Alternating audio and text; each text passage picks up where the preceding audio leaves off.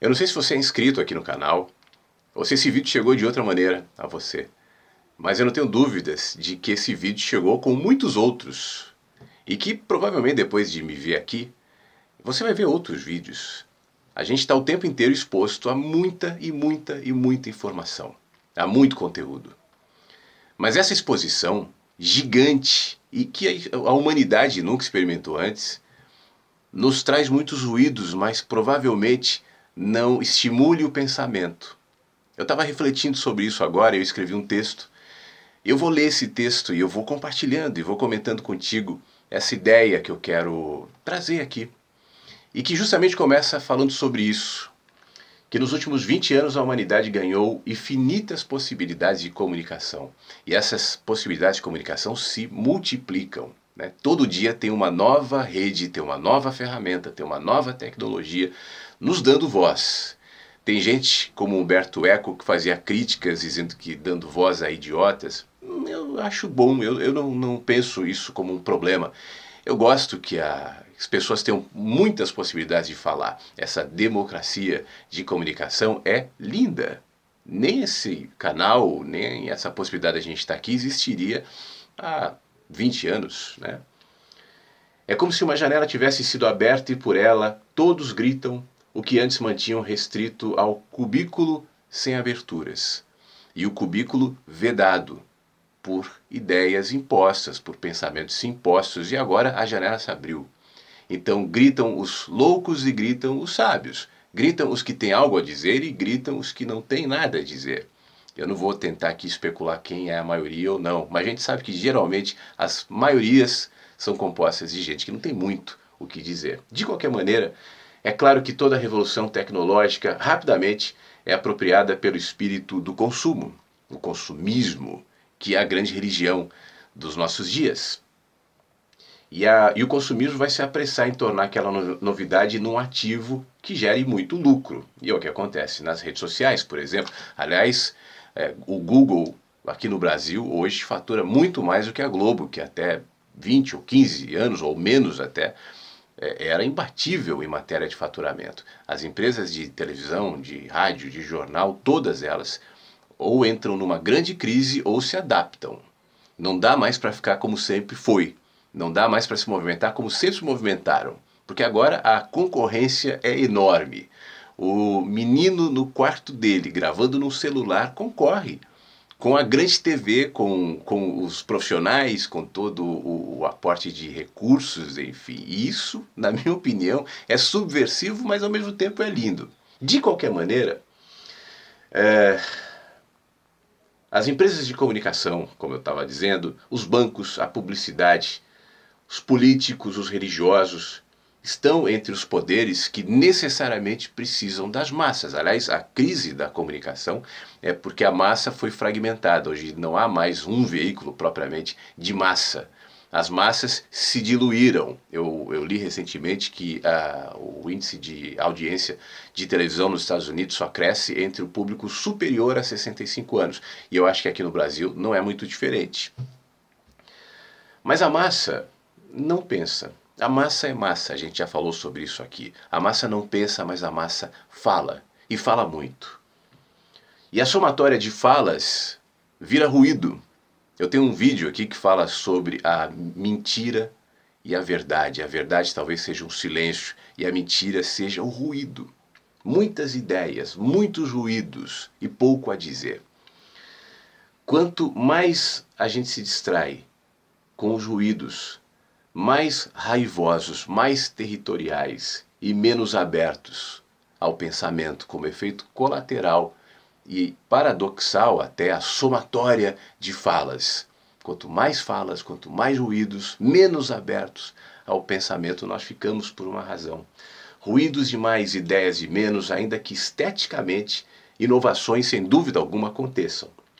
Mas são estéticas e não necessariamente representam novos conteúdos. Cada agregar de uma nova tecnologia, de uma nova mídia, não traz necessariamente outras ideias. Traz mais vozes, estéticas diferentes, mas vazias e ocas, em grande parte.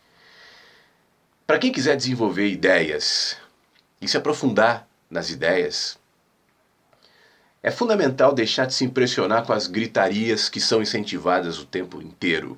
Um retrato muito claro disso é a política. Na política, os poderes, independentemente do viés ideológico que estão, e cada vez mais tem sido assim no mundo, né, tentam formar grupos em oposição para que haja adesão. A adesão é muito mais fácil de arregimentar quando há um inimigo. Então é necessário para os grupos de interesse e manipulação de massas criar heróis e criar inimigos, criar deuses e criar demônios.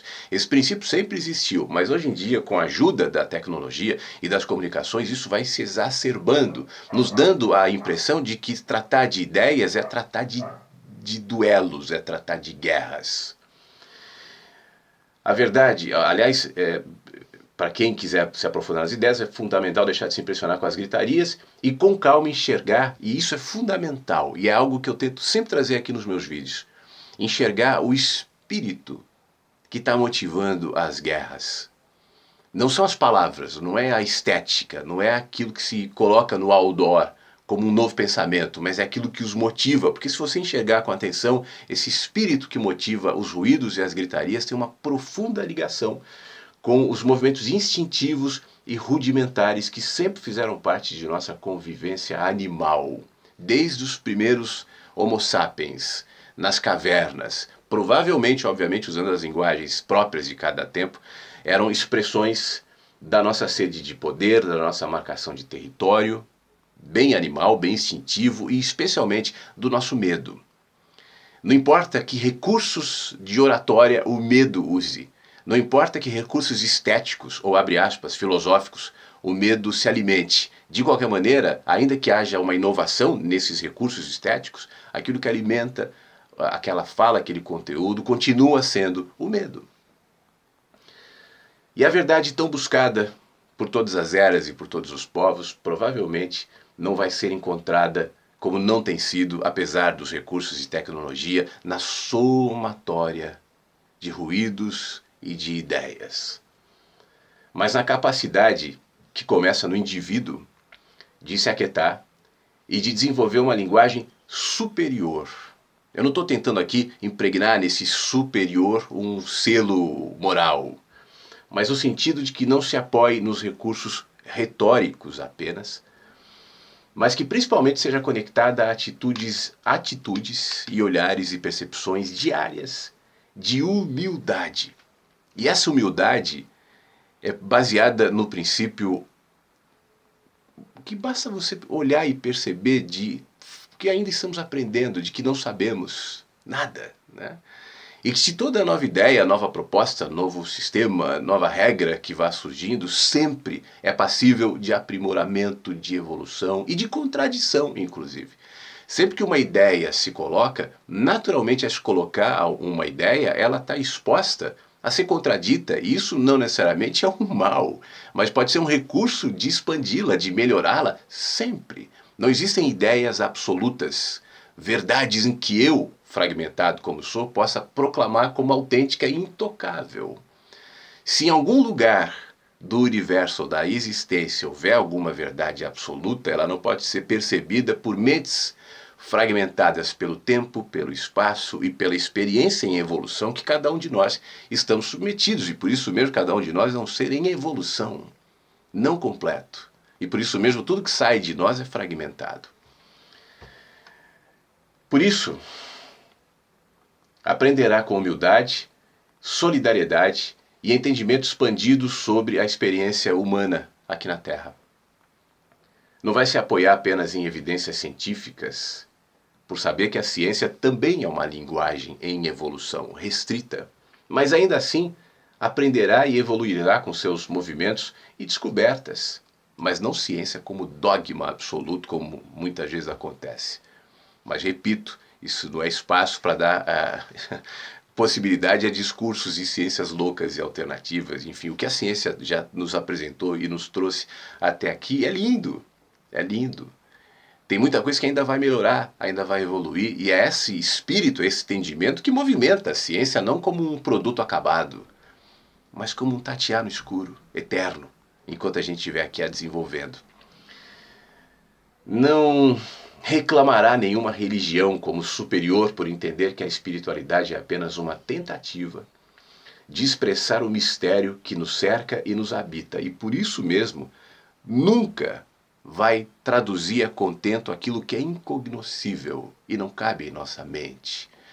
A espiritualidade é só um recurso, é só uma linguagem, mas ela não ocupa todos os espaços. Como eu já gravei em vídeos anteriores, se não houver espaço para o mistério, vira uma seita, vira um fundamentalismo.